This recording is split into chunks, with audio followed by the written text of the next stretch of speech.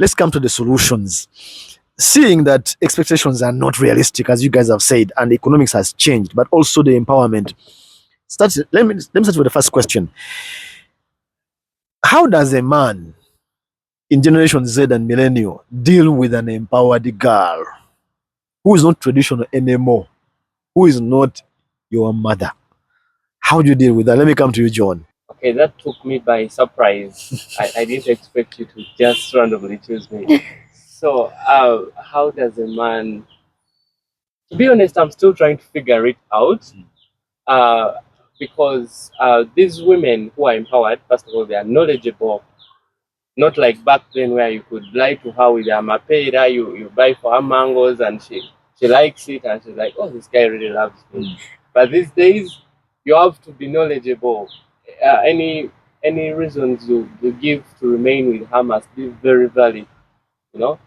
So it is a little more complicated, but I think the best solution is to date someone who is a little younger than you and a little less educated than you are. Because someone who is as educated as you are will find it hard to listen to you. There's no way you're going to tell her that you're going to take her to Cafe Javas and that will show her that you love her. She has been there a million times, so that's nothing special to her. You get? So you have to date someone who is a little younger and less educated than you are. That's the best solution for now. Okay, Joseph, dealing with the empowered girl. Whatever happened to the traditional ways, people who understood each other. Whatever happens. Whatever happens, before we get our children, we'll live through it. Like I keep saying, your generation, and probably most especially the generation before yours, my parents' generation, and I would say it's so weird how they stick together very slow. So they have challenges. Some of the challenges we've seen ourselves, but they go through it and all that kind of stuff. So whatever happened to that. Anyway, you say empowerment, change, economic situations, and all that kind of stuff. I already gave my answer to that question, and it was compromise. I guess it's also important to be honest from the beginning. I mean, I would like to tell you that, hey, I'm Joseph, I work at MTV, and this is how much I earn. Yeah? You don't need to tell them your salary, but you can give them an idea. This is my limit. I'm a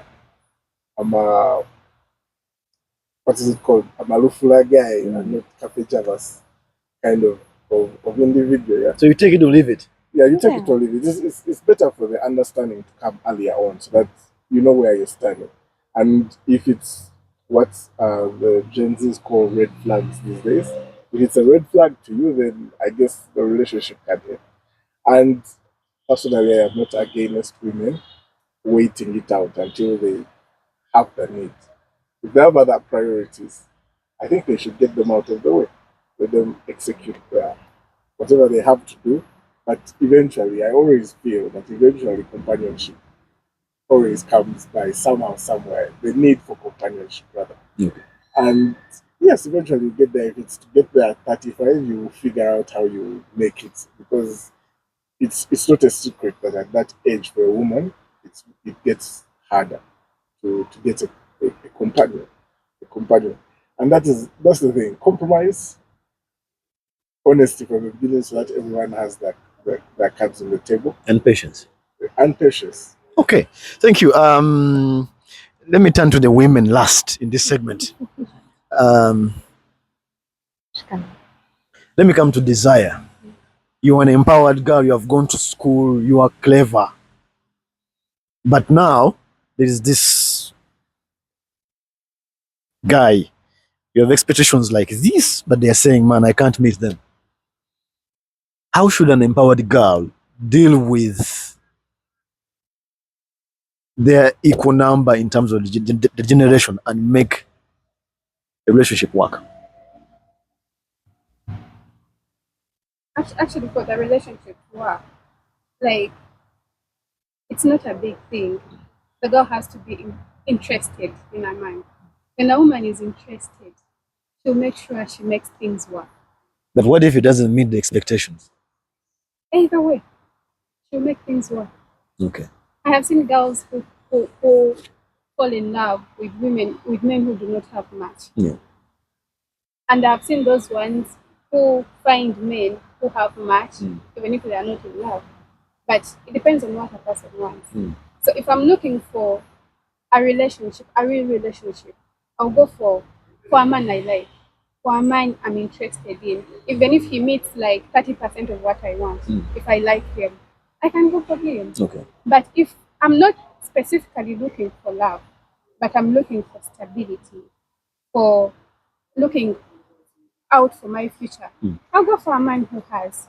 So I think it depends on what we want after all. Yeah. Because even those who have gone for men that are richer, that is what they wanted. They went for the money. That's what they which want. is also okay.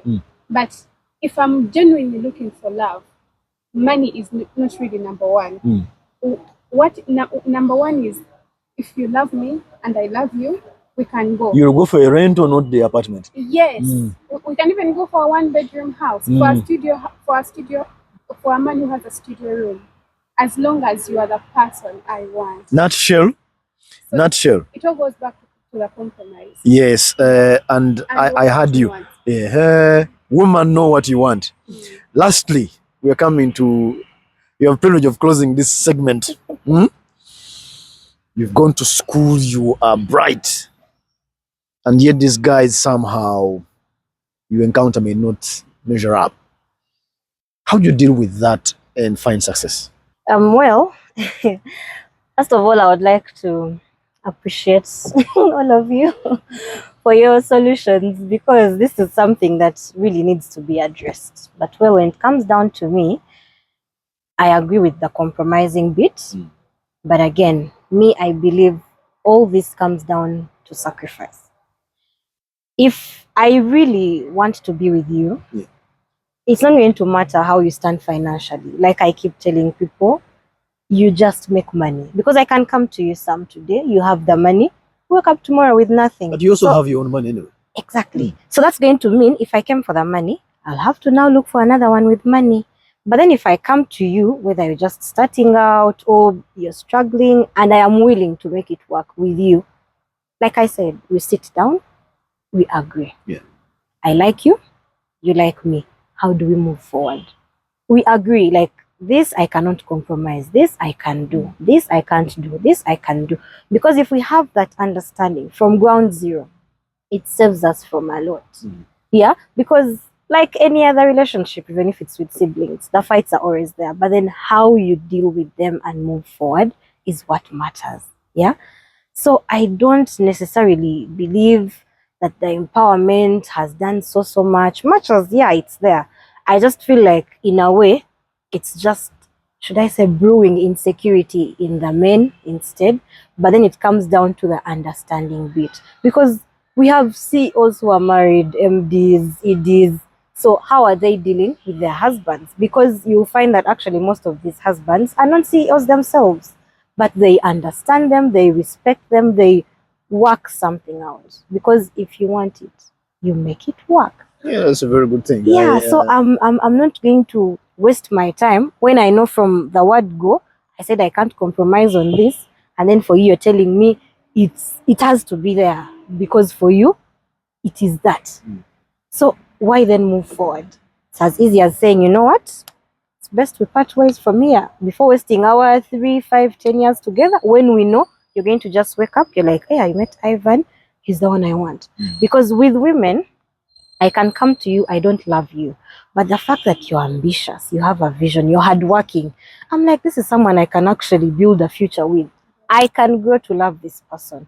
I don't believe it's really the same for the gentlemen, but I don't want to speak for the gentlemen. But I don't believe it is, because for a man, in most cases, the moment he sees you, interacts with you, even if it's just for 2 hours, he's like, yeah, this is the woman I want to put at home. So whether he has known you for just 3 months, he'll make arrangements. Can I come home? They need to know who you're with. I want to take you home. I want to make you my wife. So a man can be with you for 10, 15, 20 years, but he knows you're not the wife material he's looking for. And you do not know that. Why? Because in most cases, on the first date, where women blow it. So what kind of guy are you looking for? And then you go all out and it's like, okay. And now that's the face is going to wear. Of course, the mask has to come off. But Eventually. after how long? You have wasted your time, your energy, at times even your resources. Because you see, when a woman really, really loves you and she's really into the relationship, those are the ones you'll find investing for their men. I've had some saying, it's impossible. A woman can't give you money. She can't buy you a car. Gentlemen, women do these things. It comes down to how you treat her You need to earn it. and how she feels about you. Okay. Hope you don't become a singer now. Not today. Thank you very much, all of you guys, for sharing your thoughts. This is pertinent. I told you I've encountered it as a professional counselor for 12 years, increasingly as a challenge. And I see that the solutions go back to what us traditional guys also have been applying. So guys, it seems you need to go back to traditional solutions in some cases to make your relationship work, even if you're Generation Z or Millennials. Yeah. Thank you all for joining us, and bye for now.